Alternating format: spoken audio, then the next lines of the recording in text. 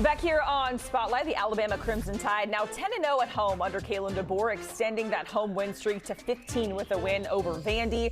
Kind of looked dicey at first, threw an INT on the first drive, gave up a touchdown on the second, then missed a field goal on the next. But Bama got it together, bounced back, came out with a 30-14 win over Vanderbilt, a pretty good Vanderbilt team, might I add. They're tied for the second longest active home win streak in FBS, and now they're going to hit the road to take on yet another ranked SEC opponent in Mizzou. So let's welcome back the guys, Chip and Shehan. Bama, Mizzou, full preview coming your way. Bama looking to go 3-0 in SEC play. So, Chip, how much does veteran leadership for this Bama squad play a part in Alabama being able to show up in some of these bigger moments? Yeah, and on the road, too, here against Missouri. Jacqueline, I've been thinking about this Alabama team a lot as we continue to position them possibly as, a real SEC championship contender. And I just think that Ty Simpson, Caden Proctor, you go through this lineup and you start to think about how many of these guys have played in a lot of big games and played in a lot of big games together. Even if Ty Simpson wasn't QB1, he was very much on the roster and a part of a lot of the last couple of years for the Crimson Tide. And I just think that is something that in a transient nature of college football, and Kalen DeBoer maybe with a little bit of a different leadership style than his predecessor, the fact that you do have that veteran core to lead the way. I would add Tim Keenum on the defensive line, LT Overton, who transferred in but has been there for a while, Deontay Lawson. They're just old and they're good and they're big, and I just think that as they continue to wrestle with their role, which is going to be that of an SEC favorite, which is going to be managing expectations, I think that having those voices lead the way will give Alabama the best chance for success. It's going to be a noon kickoff, 11 local time. They're going to have to be razor focused because Missouri is coming off a bye and they are looking for blood. And I think that nothing that Kalen DeBoer says in the locker room will mean as much as the leadership that they get from that core group of veterans that they have on this team. I mean, it feels like every couple of weeks that speech from Jonathan Allen goes viral on social media, right? And that's what Alabama is at its core, right? They are a team that is player-led, like Chip mentioned. And I think that when you look back at these past couple of years, 2023, this team is one play away from playing for a national championship. 2024, they obviously blow some opportunities to be in the expanded college football playoff. Now in 2025, they've been punched in the face the way that they did against Florida State with a lot of stuff that they did not anticipate. I think that through these next couple of weeks, they have responded very well. You obviously talk about the guys who have been in this program. I think that you also point to one like Ty Simpson, who wasn't the starting quarterback at Alabama each of the past few years, but has been a part of this program for a very long time. Almost nobody in college football has waited as long as Ty Simpson for his starting job. So I think that when you look at this team and at this roster, there's a lot of people who I think are willing to step up and say, don't overlook this opportunity.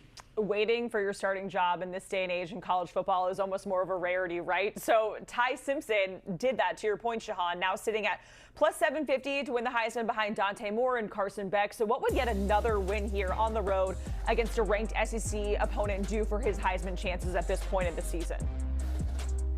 I think it would be huge. I think that it would be just another piece of validation, because look at some of these Heisman winners of the past couple of years. I mean, the reality is there are a few, most notably Johnny Manziel, who didn't come out swinging. In that first game against Florida for Johnny Manziel, they were lackluster. And I think that for Ty Simpson, with the way that he's played since that first game, this very much has the opportunity to be that as well. I mean, these past couple of weeks, he's done a much better job getting the ball out quickly, making quick reads, making quick decisions. Obviously, in that Georgia game, he was phenomenal, connected on 8 of 8 on third downs in the early going. Like, he's been a guy who isn't necessarily going to put up monster numbers, but he's just done the right thing over and over again. And, when we were coming into the season, I felt like going from a very sort of inconsistent quarterback as a passer in Jalen Milroe to Ty Simpson could potentially be an upgrade. Now, yes, you lose that running ability, and that's something we'll get to later, but I do think that he is more along as a passer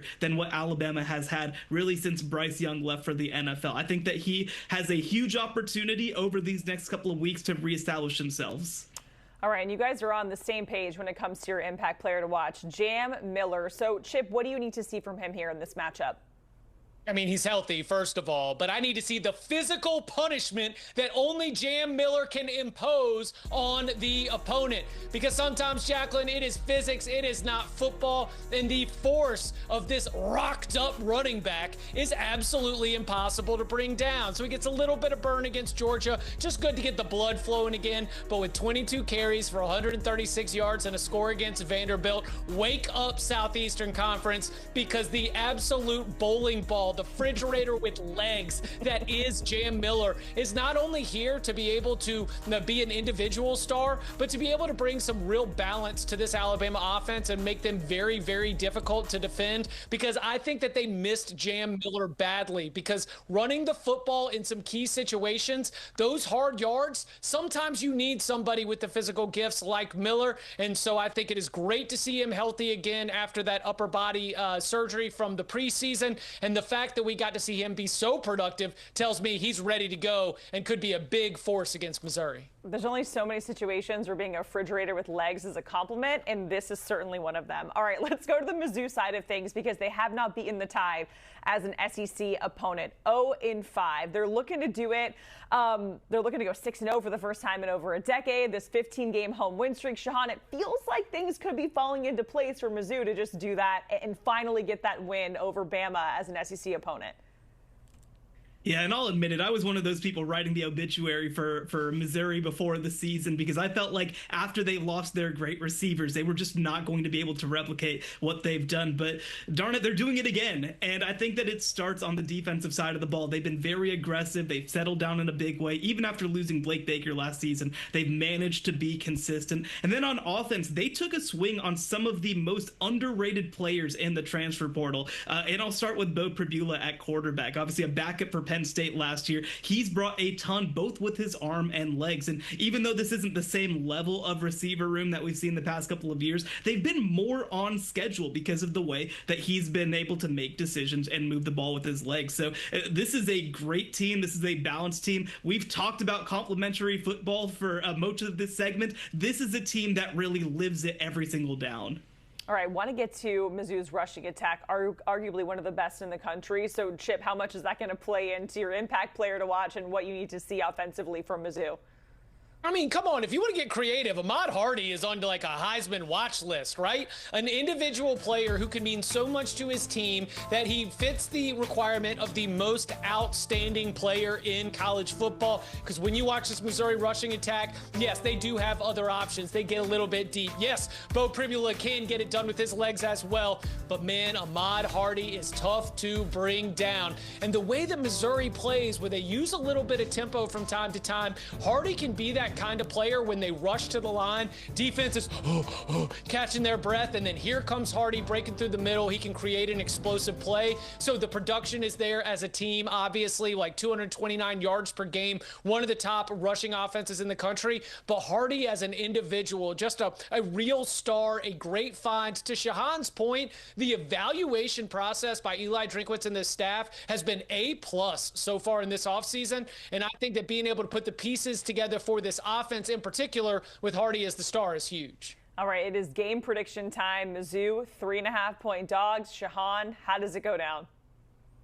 Yeah, this is going to be a game where we stress test the trenches. And for that reason, give me Alabama to win. I think that Jam Miller coming back was a huge deal for this team. You felt his presence in these first couple of games that they were without him. I think that him coming back makes them a more balanced offense. And I think that Ahmad Hardy, obviously a fantastic player, is going to face one of the biggest challenges of his career in Tim Keenan and that Alabama defensive line. So I think this Alabama team is focused. I think they're ready. I think they're going to go on the road and pick up a big win and cover.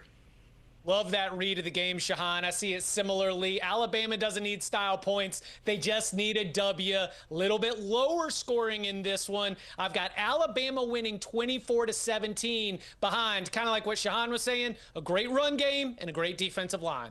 All right, so the guys are in agreement. Bama is going to win. Shehan, Chip, we appreciate it with a Bama-Mizzou preview Saturday, noon Eastern.